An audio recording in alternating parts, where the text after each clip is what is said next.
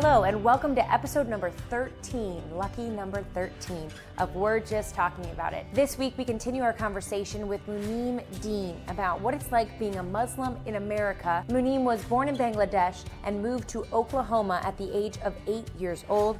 You can check out our previous two episodes with Munim, number 11 and 12, and then circle back to episode 13 if you'd like. In this episode, we talk about religion's power to unite and divide, and how we go beyond it. We also discuss social media and how it plays a role in Muslim, non-Muslim relationships in America. And we find out what Munim really thought of host Jason's lecture. As always, thanks for tuning in, and we hope you enjoyed this episode of We're Just Talking About It. One of the weird things that I didn't realize that was weird about it until I got to college was that I never really went to school with other people of my background or of my religion until I went to college. And so then, on my end, I just made friends with whoever, they're just the people that I go to school with.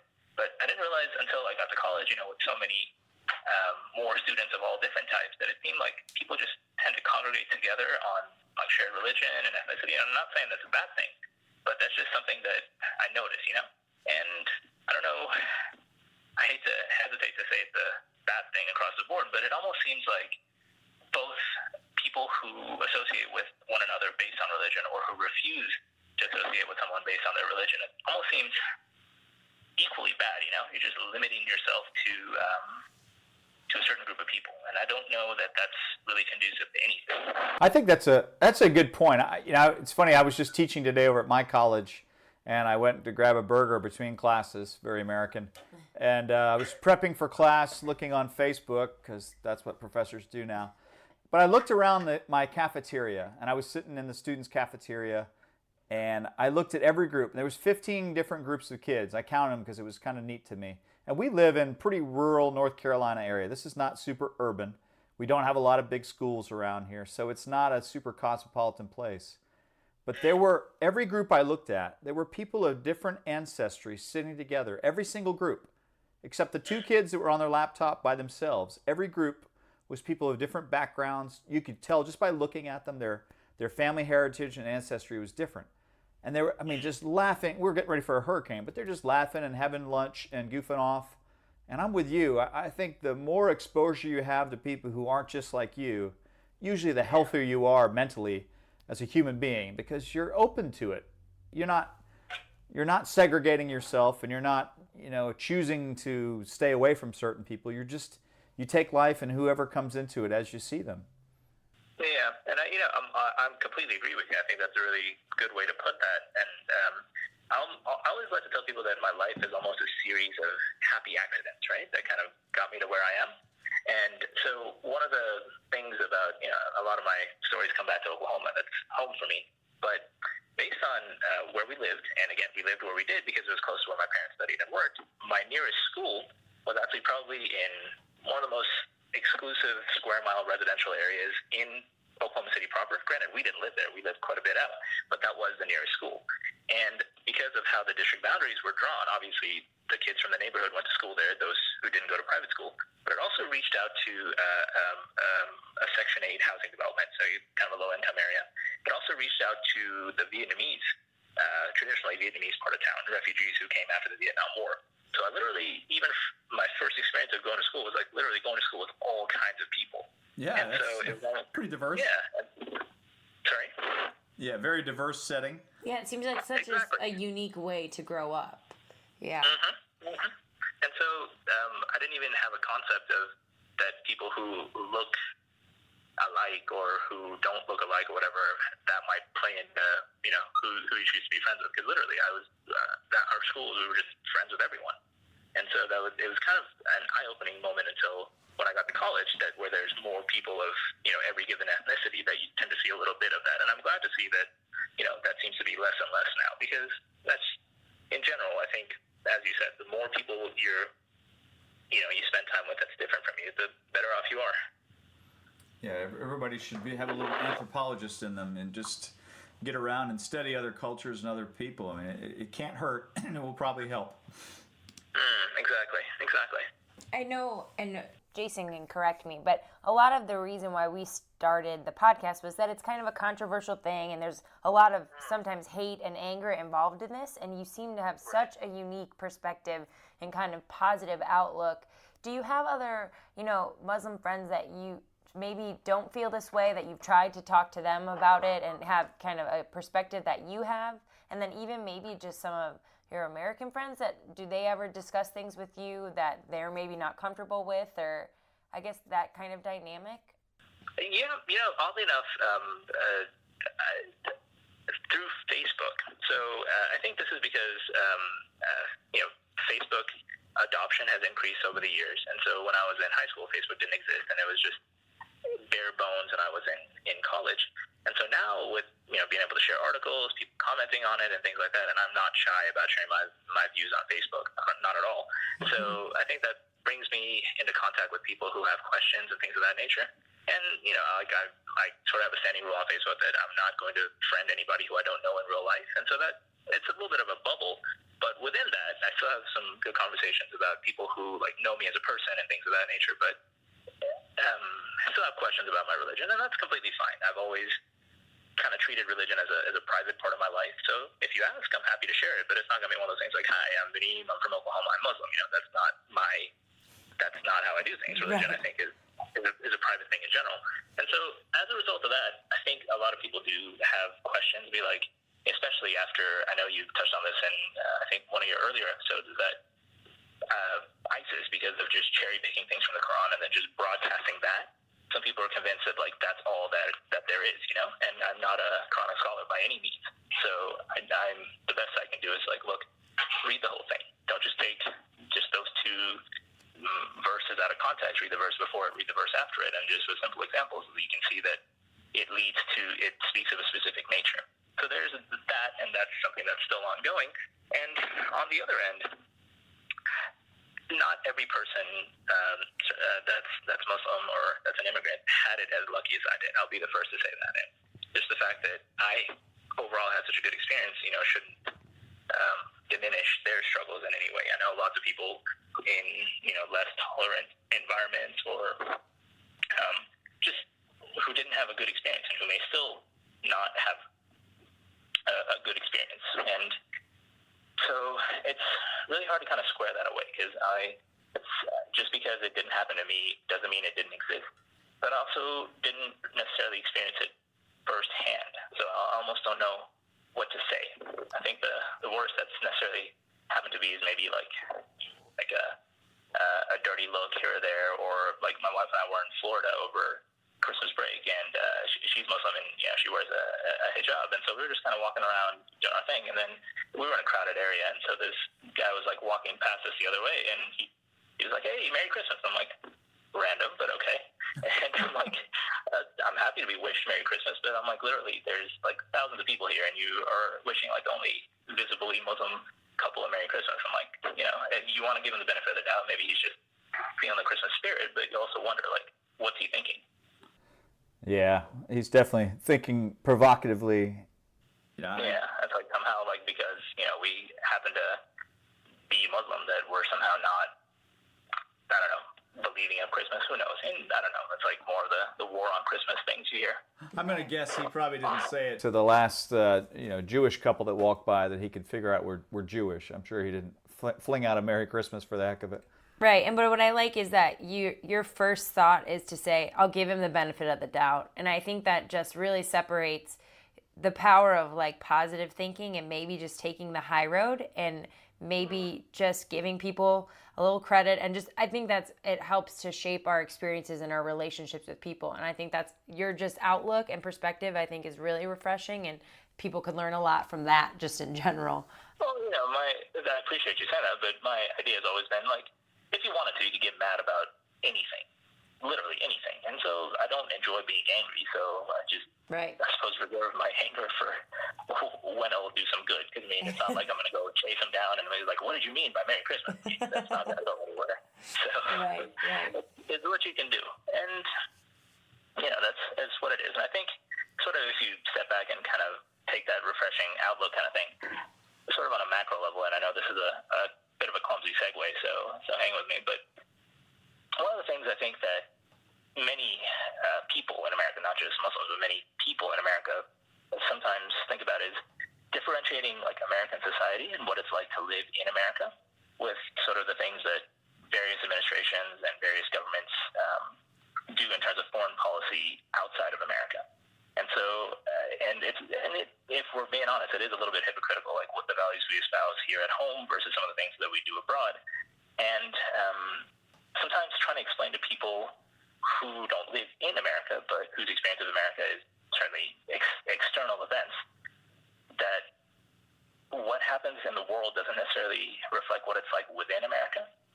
And that's something that I know I struggle with, like talking with people who are from other countries, be like, oh my God, so like living in America must be terrible. Like look at all these like foreign policy decisions. Like it's one of those things where American society, like the people of America and the government of America, almost seems like two entirely different entities. And there's no way in my mind that American society inside America reflects what some of these people think about U.S. foreign policy decisions. Does that make sense? Yeah, I think that makes good sense. I mean, if you think about it's that kind of inside-outside. If you're a prison guard, the way you act every day when you leave your home and interact with prisoners is so much different than how you interact when you're at home with your children, because they're not the same people, and you act differently, you know, when you're away from people you know and love, which is America and how we do domestic policy. We're all the same people. But when you go abroad, it's a mixed bag of folks. There are some bad guys in the world that we deal with, and so we have these Absolutely. external policies that we wouldn't do at home, of course, because you know they're not Americans, and you are changed. I mean, it's confusing, and I'm with you. It's hard to explain that to somebody, and I've tried to do that many times, sitting down in other foreign countries to explain the differences. But that's a great point. It's a good thing to think about.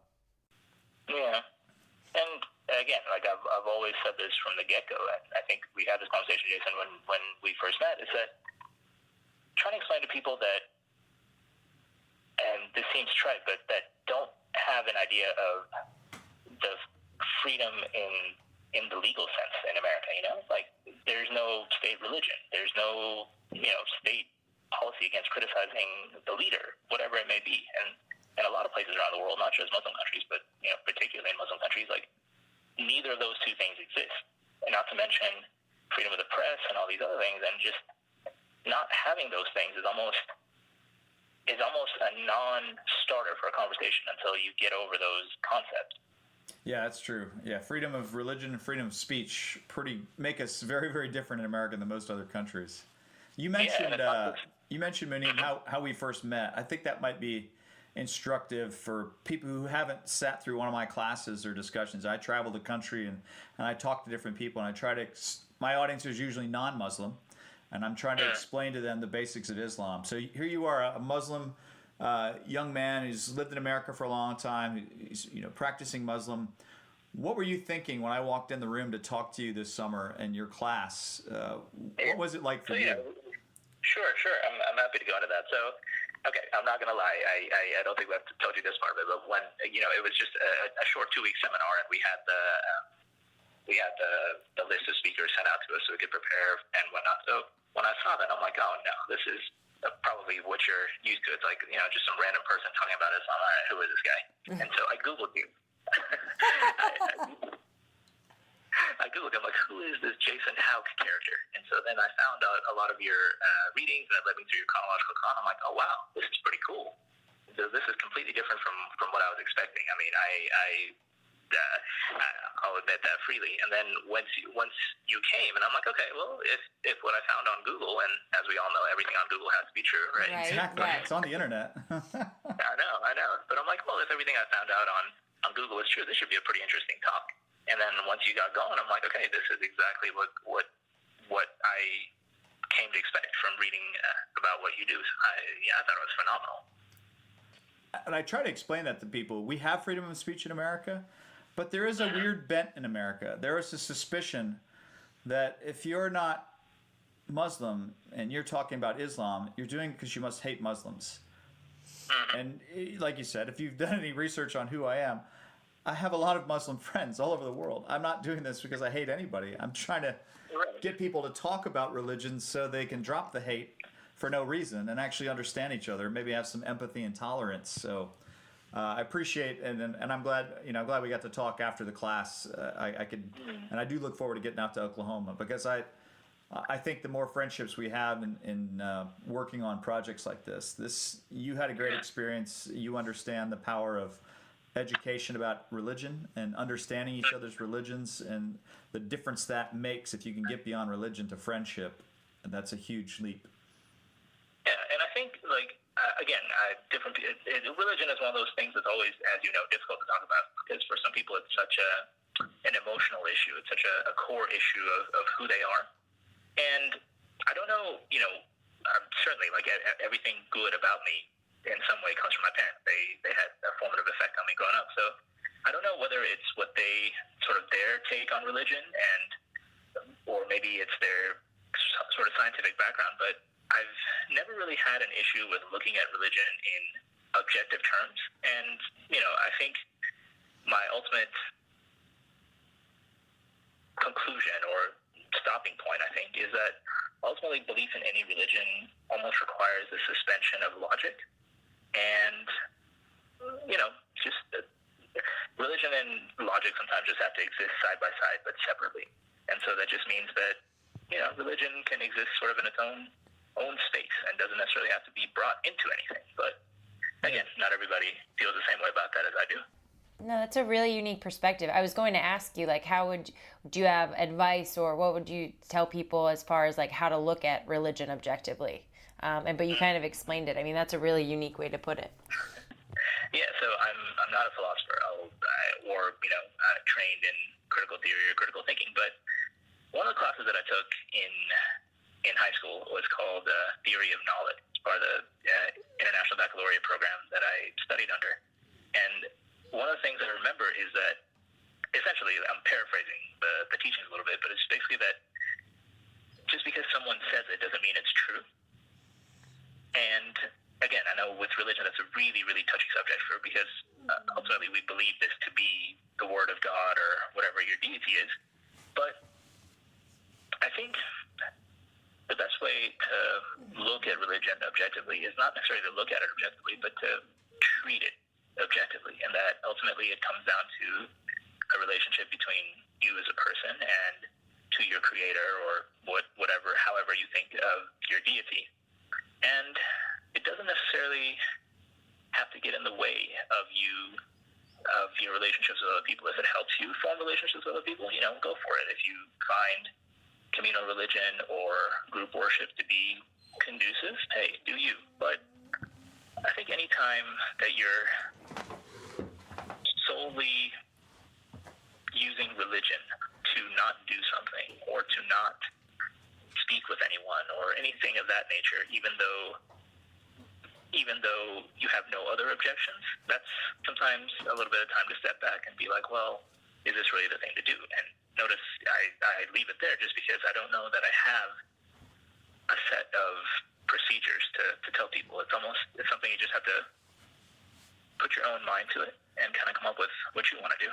Right. It's just the way you live. And I think people can see that in the way you act and the way you present yourself. And it's interesting that you say, just because somebody says it doesn't mean it's true. I used to say that reporting all the time. I used to tell people, I'm doing the best job I can getting this story, but you need to don't just swallow it and spit it back out, digest it, understand it, do your homework, because that's just what you need to do in order to understand things. You can't just take things as truth all the time. And so I would tell people that all the time. Don't just listen to me. I'm doing the best that I can with the information I've been given, but try to understand the big picture. Yeah. I think I'm completely with you. Just the big picture is really it. I think in terms of religion, I know, and over the past few days, I made sure to listen to the previous episodes of your podcast, just so I'd be kind of up to speed on what you've discussed so far. But I think you've touched on this in kind of different ways, that the big picture when it comes to religion is we all ultimately believe the same kind of fundamental truth. Be nice to people, don't do bad things.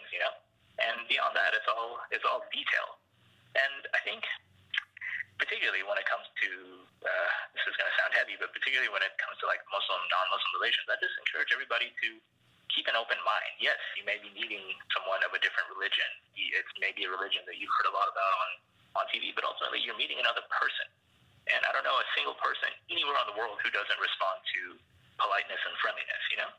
And so whichever side you're on, you know, whether you're the Muslim person or the non-Muslim person, whatever connection you're trying to make, just you're meeting another person. And so while you may start off with the idea and you may have the intention of, well, I want to meet a non-Muslim person, then ultimately I think I would just encourage people to just think of it as just meeting another person and just go for it that way. I think sometimes if you approach it from the lens of religion, you maybe approach it differently than you would if you were just maybe meeting a new neighbor or meeting a new friend, you know? So just start it as you're meeting another person. That's my big picture, I suppose, in terms of religion. Munim, we're both over here. You can't see us. We're just like emphatically shaking our heads up and down. Like, oh my gosh, this is so great, because that is such a good perspective, such a good way to put it. And I think sorry, not to interrupt, but one of the things that, I meet people from, I've been fortunate enough to travel around the United States for conferences, for different things, and just for pleasure. And a lot of people tell me, like, oh my God, Oklahoma. And so, politically, we're very, very conservative. And so a lot of the times people are like, well, it must be terrible being a Muslim here. I'm like, well, not really. Because, again, I think Oklahoma is like America on a micro scale, and that the government and the people are like two different entities.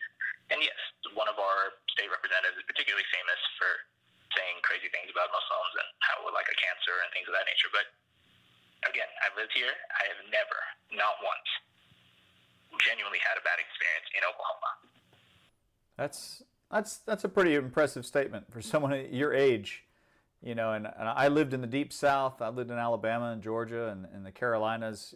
I've seen up close bigotry, and I've met white supremacists. There are some pretty angry people out there.